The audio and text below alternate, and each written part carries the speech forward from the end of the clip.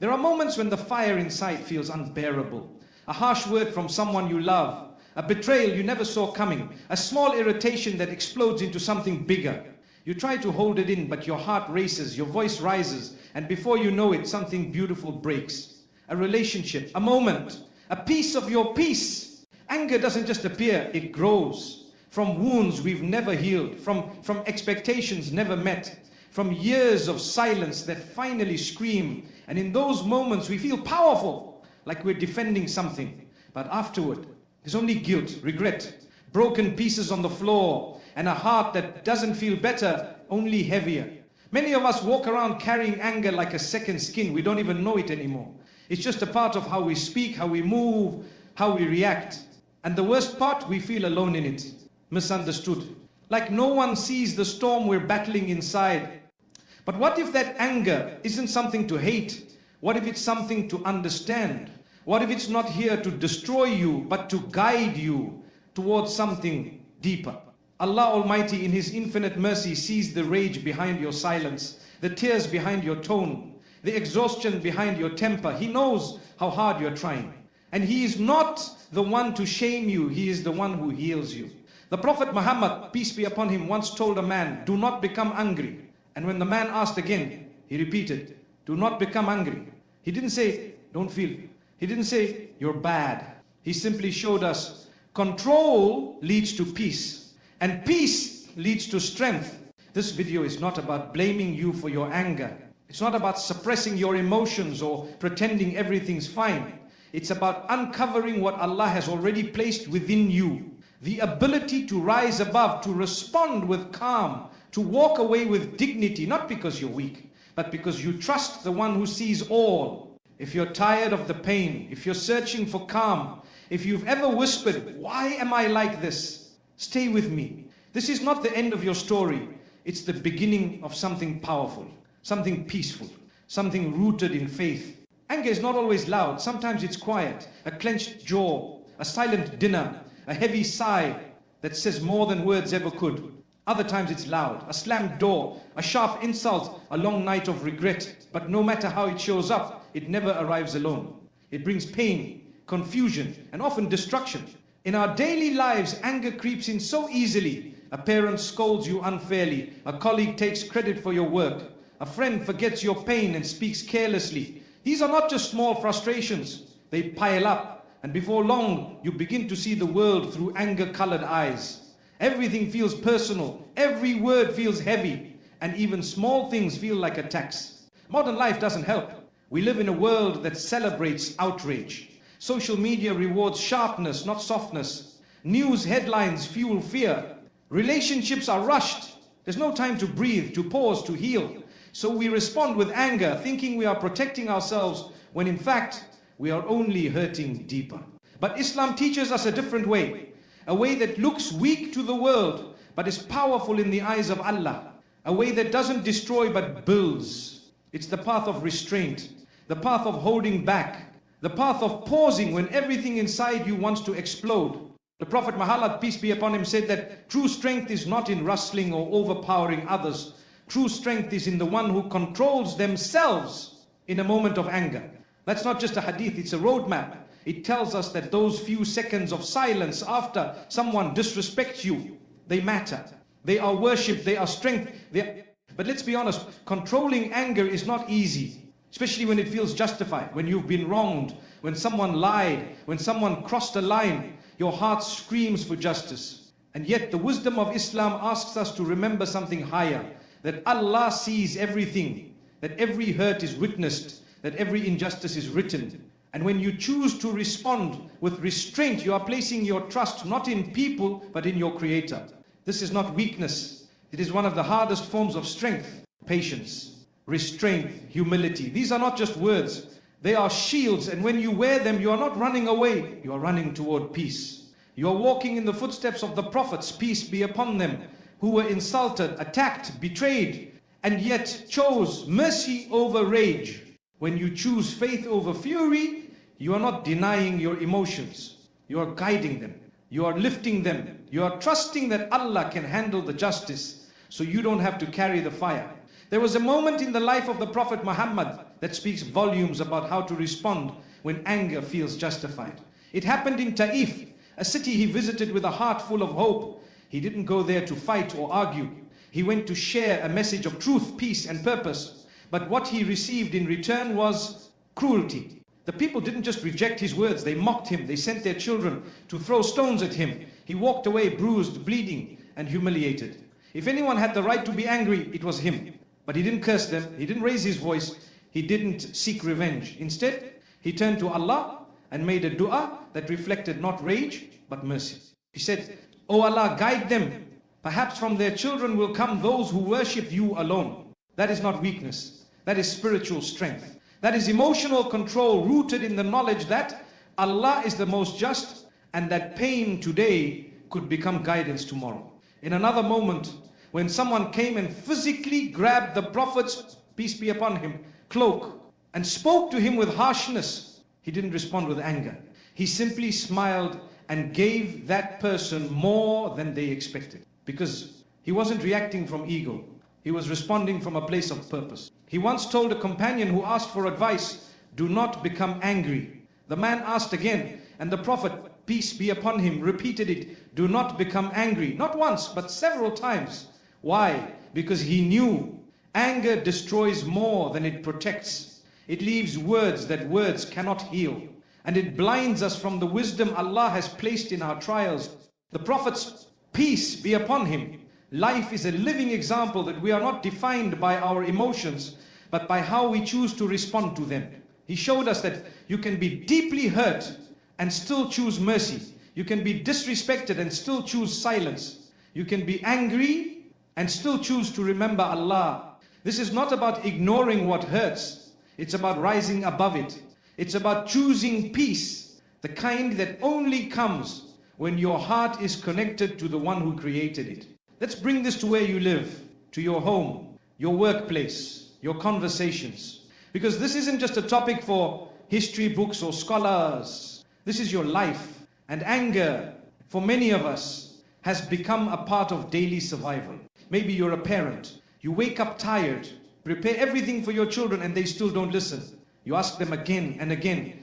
And when the last line of patience snaps, your voice rises. You see the fear in their eyes. You feel the regret, but the moment has already passed. Maybe you're a young man or woman trying to do everything right, studying hard, staying respectful, but your parents never seem satisfied. Your efforts feel invisible. And slowly that invisible weight turns into frustration.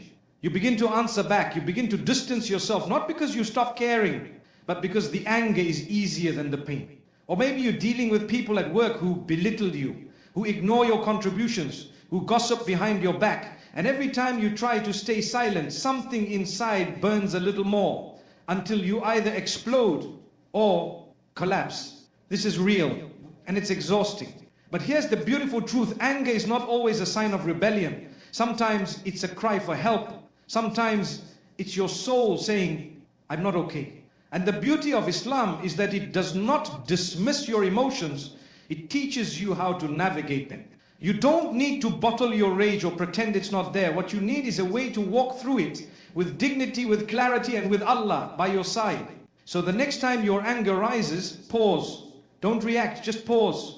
Take a breath, walk away, make wudu, say quietly, "I seek protection in Allah from the accursed Shaytan." That moment, that pause is not weakness, it's worship. That silence is not surrender, it is strength. You see, every time you hold your tongue, you're planting seeds of peace in your home. Every time you respond with kindness, you are healing a wound in yourself and others. And every time you choose to walk away from a fight, Allah elevates you. And sometimes what looks like weakness to the world is power in the eyes of your Creator. There are signs when your dua is being answered, and one of them is when Allah puts you in situations that force you to grow. When your patience is tested, when your emotions are stretched, these are not punishments, they are answers. Allah is showing you what's inside you. He's guiding you toward a better version of yourself. Not by making life easy, but by making your heart strong. So next time your spouse says something unkind, and your blood begins to boil, stop. This is your moment. Not to win, but to grow. When your friend mocks you or betrays your trust, this is your moment. not to curse, but to rise. Let your anger become a teacher, not a weapon. Remember what the Prophet Muhammad taught us, even a smile is charity. Even silence in the face of disrespect is reward. Even turning your face away from argument is an act of faith. You're not weak for walking away, you're wise. You're not passive for staying silent, you're patient. You're not defeated for not yelling back, you're dignified. Allah sees your struggle and He is closer than your own heartbeat. You don't need to prove yourself to people, you only need to stay sincere with Him. The next time anger knocks on your heart, open the door with dhikr. Let remembrance wash over the fire. Let salala anchor your restlessness. Let trust in Allah anchor your restlessness. Let trust in Allah quiet the storm inside you. You'll be amazed how much strength you had when you stopped trying to show it. Sometimes the anger we carry isn't about one moment, it's about a lifetime. A father who never said, "I'm proud of you." A friend who left without warning. A marriage that feels like survival instead of peace. And we begin to think, this is just who I am now. Angry, hardened, bitter. But that's not who you are. That's just what the world made you feel like. And through faith, Allah can help you return to your calm, to your softness, to your real strength. Faith doesn't always change the situation, but it always changes the soul. One of the most powerful remedies to anger is salah. It's not just a ritual. It's a meeting with your Creator 5 times a day where your burdens are heard, your pain is seen, and your soul is cleansed. The moment you place your forehead on the ground, you are placing your anger at the feet of the one who knows every reason behind it. And somehow in that sujood, the storm settles, the heat cools, the tears fall, and that's when healing begins. The Prophet Muhammad taught that when you feel angry, make wudu. Because water extinguishes fire. This is not just symbolic, it's real. Anger burns physically, emotionally, spiritually.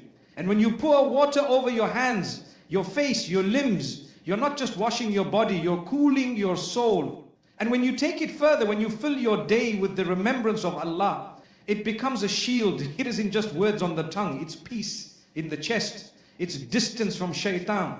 It's a light that guides you when your emotions want to blind you. Say Subhanallah and remember His perfection. Say Alhamdulillah kalora an abhati illahi illa ila ulaha, and let go of control because only He is in charge. Say Allahu up the power and remind your heart that your problem is not bigger than your Lord. And then give, even if it's just a little. Charity is not just a financial act, it's emotional medicine. When you give to someone in need, especially when you are angry or hurt, you are training your soul to be bigger than your pain. If you can smile while hurting, you are healing. If you can give while struggling, you are rising. And if you can stay kind when someone else is cruel, you are walking the path of those beloved to Allah. Sometimes we wait for our situation to change before we feel peace. But Islam teaches us the opposite. Create peace and Allah will bring change. That's how faith works. It shifts the heart before it shifts the world. So if you're tired of carrying this rage, if you feel like no one understands the pain behind your anger, then start here. Turn to Allah. Tell Him everything. Don't filter your dua. Don't dress it up. Just cry if you need to. Whisper if you must. He hears even the silence in your chest. And the beauty is Allah doesn't wait until you're perfect. He responds to the one who turns to Him even with trembling hands and a guilty heart. Especially with trembling hands and a guilty heart. There's a hadith that says, whoever controls their anger, Allah will conceal their faults. Another says, whoever suppresses their anger while being able to act upon it, Allah will fill their heart with contentment on the day of judgment. These aren't just rewards. These are reassurances that your struggle is seen. That your silence in a heated moment is worth more than 1,000 angry words. That when you could lash out but choose restraint, Allah is preparing something better for you. Let your healing begin with faith. Let your rage turn into dua. Let your frustration turn into prostration. Let your weakness turn into worship. Allah never wastes your effort. And He never ignores your sincerity. If you walk toward Him with the weight of your anger, He will meet you with the mercy that lifts it away. Sometimes, the most powerful proofs of faith are not in books, but in people. Ordinary Muslims, just like you, who lived through pain, betrayal, injustice, and still chose faith over fury. Their stories don't always make headlines. Because Allah sees their patience, their quiet victories, their unseen tears. There's the story of a sister, a single mother, ka'Allah, abandoned by her husband with 2 children. He left without explanation, without support. For months her heart was filled with rage. How could he leave? How could he forget them so easily? She wanted to scream, to fight. But instead she turned to Allah. Every night she prayed, not just for strength, but for healing. And as time passed, something beautiful happened. Her heart softened. Her dua changed, not for his punishment, but for her peace. Today, she works, raises her children with calm and says, let him go. Allah took over. Then there's a young brother. He was mocked in his university for his beard, for praying, for lowering his gaze. Every insult burned him. He was tempted to argue, to retaliate. But instead he stayed silent. He held on to his principles. And he made dua. Oh Allah, let them see the truth in your time, not mine. 2 years later, one of those classmates, the same one who once laughed, now says, you were the only peaceful one in a room full of noise. And what about the employee who was fired unfairly, accused of something he never did? His anger nearly consumed him. He thought of suing, of exposing, but after ishtiqa'ah, he chose silence. He chose dignity. He trusted that Allah's justice is greater than any court. Months later, another company hired him with better pay, more peace, and a team that values his integrity. He says, that job didn't end my life, it redirected it. These aren't just stories, these are reminders that when you give up your right to rage, Allah gives you something greater. That silence isn't weakness when your heart is full of dua.